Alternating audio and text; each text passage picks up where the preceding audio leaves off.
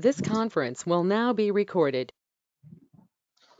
Hi and hello everyone. Welcome to Isha Training Solutions. I'm Saravanan Srinivasan. I'm going to take you through this demo session of performance engineering. I hope my voice is audible to everyone and then my screen is visible to everyone. If you are facing any problem, please let me know. So as part of the demo session, we are going to see what are all the course content that we are going to cover as part of the performance engineering session. I hope in this forum, many are from the background of performance testing and development, DevOps engineers, system support engineers. A lot of people are there. Hopefully, we cover our course journey, which is making you to get familiar with the performance engineering concepts. Because nowadays, like if you are saying like I'll do only one task or one job, people will say like no, you are not right choice of what I'm expecting.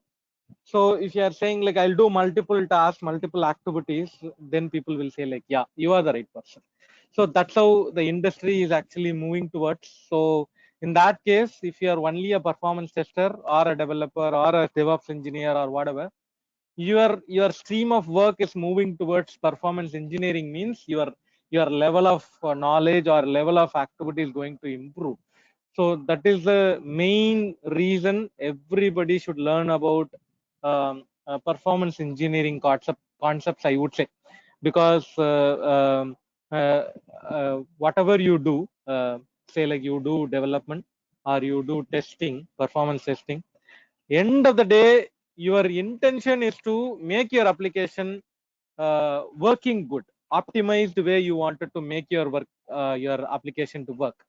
So in that case, performance engineering would be the right choice, I would say, because as a performance engineer, you will optimize the application, fine tune the application, compress the application. You will do different activities to make your application working good. That is the main objective of learning this performance engineering course actually.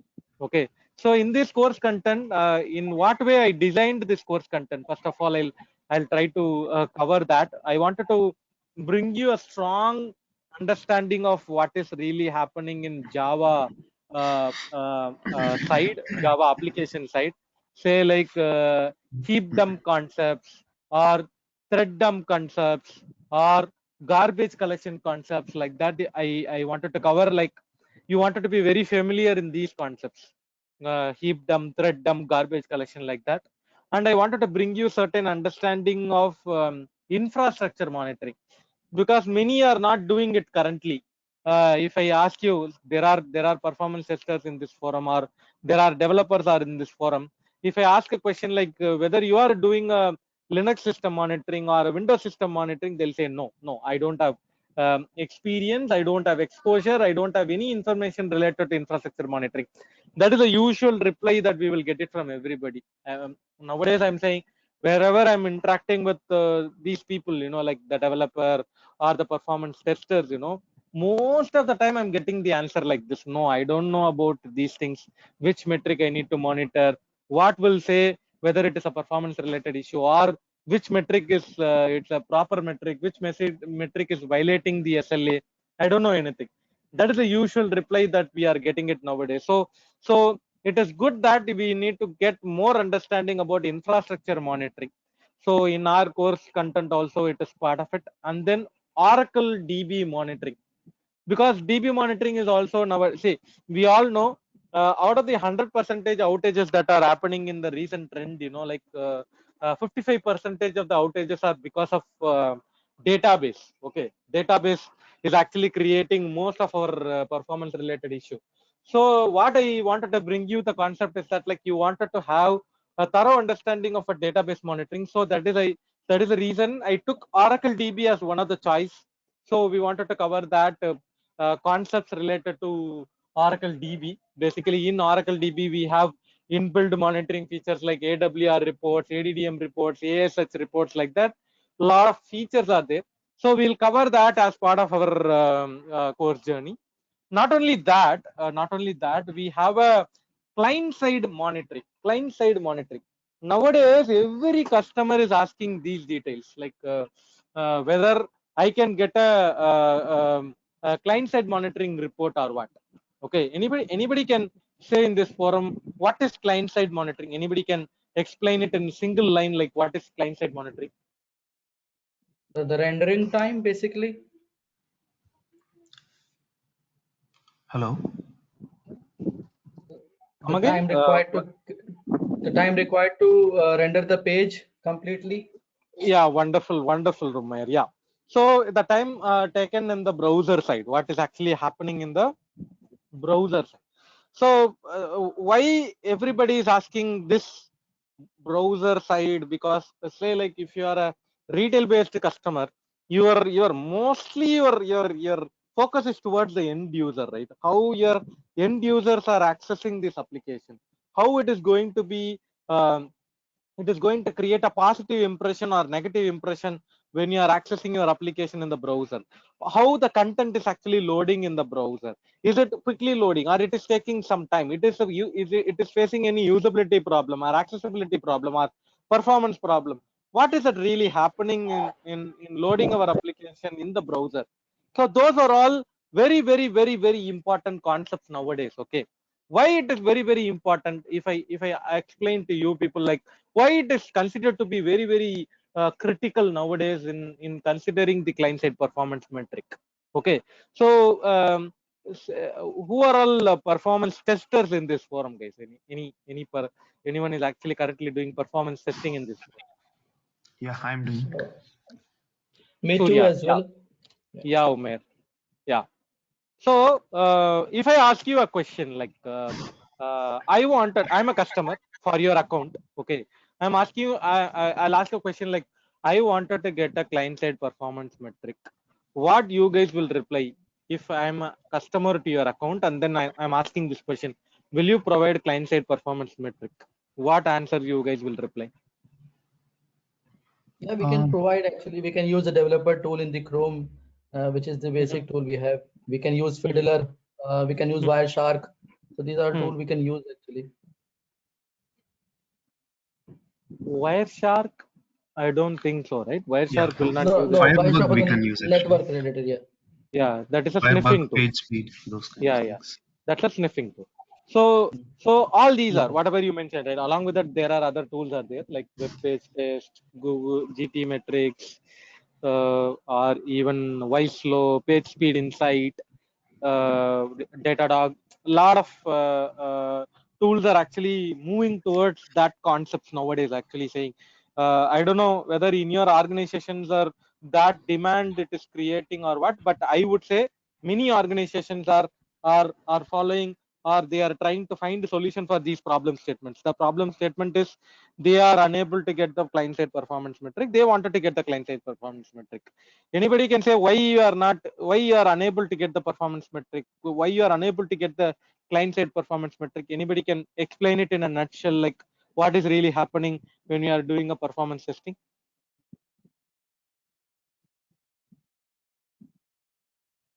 Why your performance testing is unable to give the client side performance metric? Anybody can say? Because we always focus on the server side monitoring and response from the server, like from JMeter or load runner. All these tools basically concerned about the how much time it is taking for the first buffer and what is happening then. After that, we are not considering in it, actually. Yeah, you are correct. You are to the point, Umair. Okay, if for the benefit of the others, no, what will I do? I'll simply show a picture. Okay, so you guys will get that what Umair explained, what actually really happening in the ground also, because everybody should know this, because nowadays what is happening, I'll tell you. See, I've been into this pain area a lot of time, convincing the stakeholder that your report is valid is a real headache. Okay, convincing the stakeholder that your performance testing report or whatever the thing that you are reporting is actually valid, that is a real tough task, because everybody will say your report is not valid, you are not doing right testing, you are not following the workload, you are not giving the right load, you are not giving the this, that, like that. They'll try to always find fault on what you are really doing, and they'll not try to take it, whatever the issue that you are reporting. Okay, that's the usual problem. Okay, don't think like I'm blaming those people. Like that is the reality. That is the reality. Every time this is what is really happening because of lot other reasons, because of timeline problem, because of requirement problem, because of certain other infrastructure problem, whatever. But the end thing is you need to properly justify whatever you are doing. If you are giving a proper explanation to whatever you are doing, definitely you can convince the receiver. Okay, you can convince the receiver. But most of the time we are not convinced, then how we can convince others? Okay, most of the time if you are asking a question, we are not convinced for the whatever the data that we are having, then we cannot convince others. So what I'm going to do now, I'm going to make you convince why client side performance metric is that critical, why we are not getting that using the performance testing tool. That is what we are going to see now. Okay, say like I'm accessing my browser, I'm accessing my application, which is a, say like a Flipkart application. Okay, Flipkart application I'm accessing. Okay, this is my server, this is my server. You may take it like web server, app server, DB server, whatever you call it as. Okay, everything. So what you are doing, you are trying to launch my Flipkart application. The request is actually going to your physical server, and the physical server is responding back, and the data is actually coming back to the browser. This is what is really happening in your real world, in the sense like manually if I'm trying to do this, this is what is actually happening. That time only all the contents that are loading in my page, all the contents that are loading in my browser, page painting, page rendering, end user experience, client side monitoring, whatever the term that you are using, that is what really happened. Okay, this is what is happening in the manual way. This is what is happening. Now I'm going to use a performance testing tool. Okay, usually how performance testing tool will be working? Performance testing tool are man in the middle, proxy servers. Okay, proxy servers, man in the middle. Say like I'm thinking like my performance testing tools are here. My performance testing tools are here. Say like it is load runner or JMeter, whatever you call it as. Okay, load runner, JMeter. You are trying to record through your load testing tool. Load testing tool you are trying to record. So during recording, what will you do? You will launch a browser, and then you will try to launch your application. That time what will happen? A request will be triggered from the browser. So the request is going via your tool. You're going via your tool. Okay, going via your tool. So what this tool will do, the tool will take the copy of the request. The tool will take the copy of the request.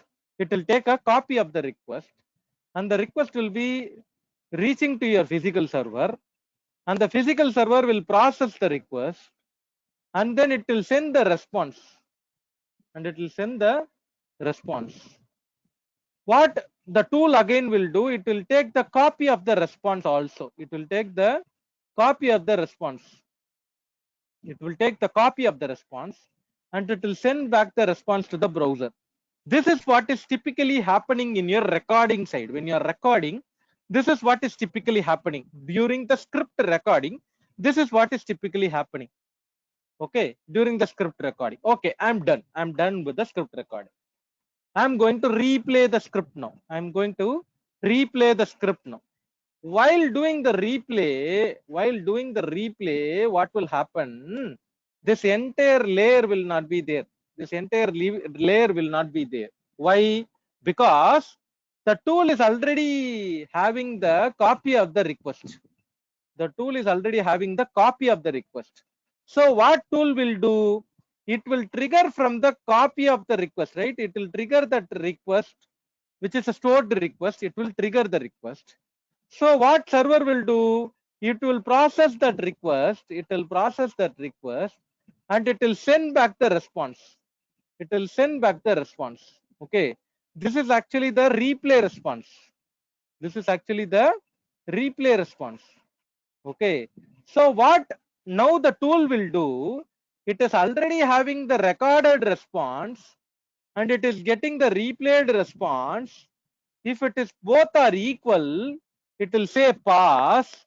If it is not equal, it will say fail. Okay, that is how the tool is working. That is how the tool is working. It is having the copy of the request and the response. So it will compare the request and the response. If it is same, it will say pass. If it is different, it will say fail. Okay, that is what the tool will do during the replay. During the replay, the tool is actually doing like this only. Now you guys can understand in this entire journey, in this entire activity, what is actually missing, guys? What is really missing here? Client side activity. Client side Browser. activity. Your browser is missing. Yeah. Wonderful. Your browser is totally missing. Okay. Also, it doesn't have to be just browser. Also, it can be anything like a mobile device or any other device format. Client. Basically, client side. You use the term as client. That is a good way to use. Okay. So till now, are you guys are clear? But one question, sir, here. So I'll definitely know that. Yeah. Okay. You complete your question. I'll come back. Yeah. You complete your question. Wouldn't a load runner record the browser side activities also? Surya, exactly. I'm coming to that second point. Is that one only? True load runner is having a protocol called TrueClient protocol. Okay, TrueClient protocol. So it will definitely have that number, but it is not the true representation of what we are expecting. The TrueClient protocol, if you go and Google it, they'll say like it is covering the client side performance metric also. Okay, it is covering the client side performance metric, but it is not truly representing what we are expecting. We are expecting a split up of client rendering, page painting, CSS loading, JS loading, HTML loading. We are trying to get that kind of a metric, means that is not the true representation of what TrueClient is actually giving. You are getting my point, Surya? Yeah. Okay. Yeah, I'm able to get that. Yeah. So that is the thing. And also I'll tell you, TrueClient protocol. Those who worked in TrueClient protocol, they will know the pain and gain of using that protocol, because we are the one who is injecting the transaction names, right? If you are wrongly injecting, you will wrongly capture the metric also. Correct or not? Yeah. I've used it and it was very painful. I got rid of it. I couldn't use it anymore. That's the reason I'm covering that as well. So also the memory footprint is also high, right? Very high, very high. Say for the benefit of others, like I know I have experience in this load runner tool, JMeter tool, Neoload tool, Gatling tool, Performance Center tool, BlazeMeter tool, Dynatrace App Dynamics, Neuralink tool, CA-APM tool. So what I will explain usually during my course journey is that like it is a collective of comparative study. So I'll definitely explain when we are going on with certain tool, what is the pros and what is the cons when you are using this. You are rightly pointed out, Umair. The footprint will be very high if you are going on with the TrueClient protocol. I strongly suggest don't use TrueClient protocol if you are trying to go with the larger volume performance testing. Day before yesterday also, one of the customer was requesting me like I wanted to run the test with 26,000 user load. Okay, so 26,000 user load, obviously web protocol is the right choice. If you are trying to go with any other protocol, you will spend money like anything for the infrastructure itself, load generator itself. So usually whenever we are going on with this kind of a suggestion, whenever we are going on with a plan B, like which protocol we wanted to go, right? Whenever we are going to go with a plan B, please always more conscious on infrastructure investment, tool investment, licensing investment also. So in that case, TrueClient protocol is not that greatly suggested, but if there is a corner to corner chance where you don't have any option to record your web protocol, web traffic, HTTP traffic, that time you can use it. Okay, so definitely you can use it. But when you are having other options, straight away don't want to go to true client protocol. Okay, so coming back to the topic. So browser rendering, page painting, all these are not covered in your simple web HTTP protocol, because HTTP protocol communicates in transport layer. It is not communicating in a presentation layer. So presentation layer communication is not happening. Then you cannot say your page painting, page rendering time and all. Okay, I'll take a small pause here. Anybody have any question? Please ask your question, but I'll explain. Anyways, I know how people will be asking different questions. Definitely, I will cover that in the next 5 minutes. But I'll take a pause here. Anybody have any question? Please ask your question, guys.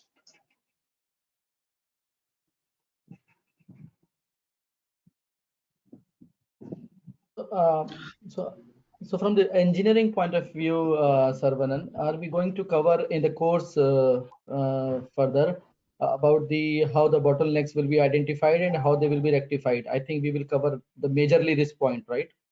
How will be rectified? I will cover it, not on the line by line code level, Umer. Okay, line by line code level, we will not do it. Okay, because this is like a course. What we wanted to cover, we wanted to bring in the flavor of all layer.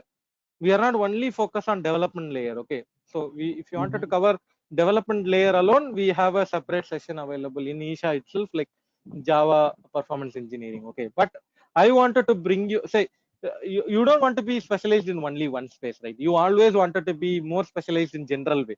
So that is the reason I wanted to bring you a infrastructure engineering side, or your requirement gathering engineering side, or your development engineering side, testing engineering side, support level engineering side, like that. I wanted to bring you a holistic 360-degree view.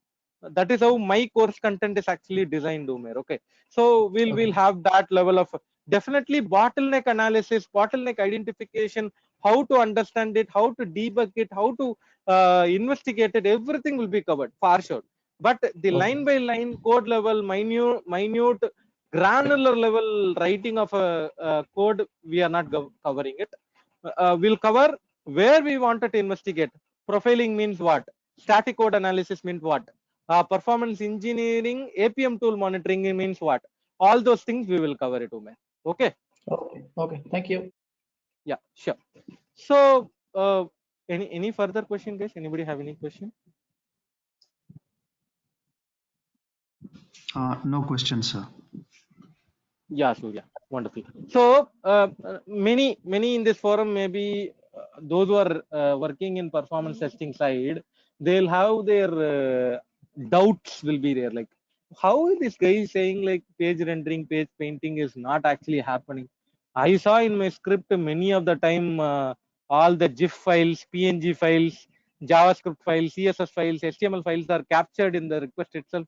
But this guy is saying static content loading is not actually happening. How this is really possible?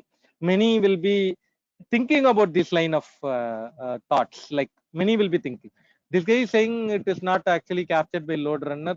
But in my script, I saw many times all these static contents. Okay, so why we are really saying like this concepts like client side monitoring or client side things? No, I'll show you a simple example. Say like if I scroll to the top, okay, this is simple example, like this is Isha website itself. So if I copy this, right click, copy image address, okay, copy image address. If I go to the page and then paste this is what the request URL will be captured in your tool. It may be load runner, or it may be JMeter or whatever. No, this is a URL that you in your script it will be available. Okay, say like I'm launching the same URL in a browser. Click enter. What is happening, guys? Now what is happening here? Anybody can straight without I don't want to explain this. Anybody can take a wild guess like what is I'm trying to explain here, what is really happening here? You take a guess. You take a guess. Yeah, image has been loaded from a prefetched image already in the system, in the machine. Mhm. Okay. You are thinking like a, yeah, you're wonderful, Lumer. You are thinking like a performance engineer. Good approach. But I wanted to have a little different answers also. Anybody can try one more guess also. So we are directly hitting the static link at the web server and we are getting the response for this PNG, nothing else. Yeah, good. One more, furthermore. So you guys are thinking in this way, right? Like I hit this URL. What tool will also do? Tool will also hit the URL only. Tool will not have any intelligence and all. There is no intelligence built in for tool, right? So what is happening here? This link, if I hit it, the content is actually loading in the center page, but in real world, that image is there where? It is somewhere in the left hand side. Somewhere in the left hand side it is there, but you are simply calling the URL. It is actually loading in the middle page. And also the size of the content in the real page, it is actually small. If I load this content directly, it is little larger. So what is the meaning that I'm trying to bring in? This page painting, page rendering means that is a browser logic. Browser will decide this content where it has to be placed, left hand side, X coordinate, Y coordinate, which size, where it has to be loaded. Correct or not? That is actually missing, right? That is what really required. That is actually missing in your load testing tool. Correct or not? Everybody will accept this. Yeah, you're right. You're right. So that is what you have to think about. Okay, this page painting, page rendering concepts actually really missing in your load testing tool. That is the reason most of the time what is happening, you guys will give you a performance testing report. You guys will give you a performance testing report. Say like particular transaction is taking 4 seconds. But in real world production metric, I don't know whether you guys are doing that or what, but I do. I always follow up with the production support team. I always interact with the system support engineers team. Please get the metric from the production number. They may be having Google Analytics, Adobe Analytics tool, or they may be having Dynatrace, AppDynamics tool. I always interact with these people to get those metrics. I always get a different metric in production, different metric in performance testing environment. What could be the reason, guys? You think from a performance engineer mind, okay? You think from a performance engineer mind, you tell me like why is it very different in production and why it is different in PT environment or in your local environment. There is a different metric it is coming. In production environment, there is a different metric it is coming. Think from a performance engineer perspective. Yeah, there could be multiple factors. One is this rendering is not done in the performance testing world, and the Wonderful, other could wonderful. be Yeah. network wise also network latency. Yeah. Good. Very good. Next. And yeah, these two are the main things I could think of. There are And few other things also as well. there are sometimes like the infrastructure is not as good as production environment. Wonderful. Yeah. True answer. Yeah. Your PT environment would be the downsized environment when compared to your prod environment. All the way. This will be a pain area for everybody will accept this. Everybody will accept this. It is not an equivalent infrastructure when compared to your production. It is a downsized environment. That is the reason people are talking about this extrapolation concepts and all. But you will always have the difference in number. Your PT environment number will not be matched with your production environment number. But all these are you need to approach like this. If somebody is saying like why what no, you need to educate them. That is the reason in my initial explanation I told you, convincing the stakeholder, which means that first you need to convince yourself, then only you can convince other. So all these are information whatever I'm sharing with you people, right? These are pain area. Whenever you are submitting a report, whenever you're reporting a performance bottleneck, everybody will try to find fault on your process, on your side only. But when you are educating the people with these explanation, this downsized environment explanation, or your client side monitoring explanation, then people will accept, yeah, this guy knows everything. Then we need to do a recovery process. That is what the performance engineering concepts will mold you to talk technically. That is what I would say. After this course journey, these are the benefits that you guys are going to get it. It is not only a theoretical understanding, it is a practical understanding that we are going to do. I am going to explain how to deploy your application in your local environment, how to do thread analysis, how to do a heap analysis, how to do a garbage collection analysis. Everything we are going to do practically. We are going to do practically. And in this course journey, I'm also going to cover a APM tool, Dynatrace APM tool. 5 days of a session will be there for Dynatrace tool itself, APM tool itself. Actually saying in Isha, we have a separate batch running for 15 days of a training for Dynatrace itself, but we wanted to bring that view to a performance engineer. That is the reason I added this course content Dynatrace into the performance engineering session also. So we'll cover that as part of this performance engineering session. And then we'll also do a real world log analysis, say like how to calculate your workload modeling, how to analyze your production log and then come to your workload modeling. That is also we cover as part of this. And we cover two profiling tool, YourKit and JProfiler. Two profiling tool I will cover it. And then we cover JVisualVM, JConsole, GC Viewer, GCEC, your heap analyzer, thread analyzer, like that. We are going to understand different utility tools, different concepts in our course journey. That is how I actually designed this course content, performance engineering course content. And basically this course will be, it is actually 25 plus hours. Okay, 25 plus hours. And probably we are planning to have it in the same time slot we are planning to have it. Okay. And if you really wanted to touch base with us, like you wanted to enroll for this course, please reach out to Kumar sir. Kumar sir number is available in our website itself. Like this is Kumar sir number, 801995247. 801995247 is Kumar sir number. I'll ping this link in the chat. You guys can take it. You guys can go through the content.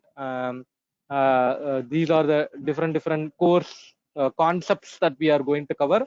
I'll repeat again, like it is purely a practical oriented learning that we are trying to bring in, and we want to cover with 25 plus hours of course journey, and time slot will be this time slot, and it is only a weekday session, weekday. Okay, it is not weekend. Saturday and Sunday is leave, and 5 days of weekday session we are planning to cover. I'll take a pass here. Anybody have any question till now? So when are we going to start it, Saravanan? Probably by tomorrow we are planning to start this, Umair. That is what the plan. Based on the enrollment that we are receiving, and we will update you, Umair, like how we are going to proceed. Okay. We are planning to start by tomorrow. Any timings, Saravanan?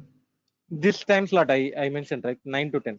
This time slot. Oh, same time slot. Okay, I see. Yeah. Okay, I'm interested actually. Yeah. You reach out to Kumar sir, 801995247 is number. You ping him through WhatsApp and then get the remaining details, Surya. Okay. Okay. If you do not have further questions, thanks everyone for joining this demo session.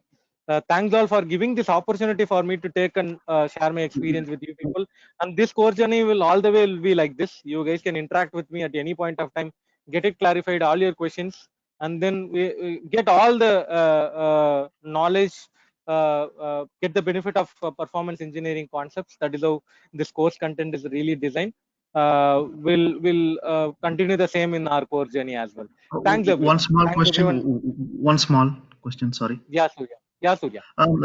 Do you have separate course for cloud performance monitoring also? Yeah, we have it in Isha.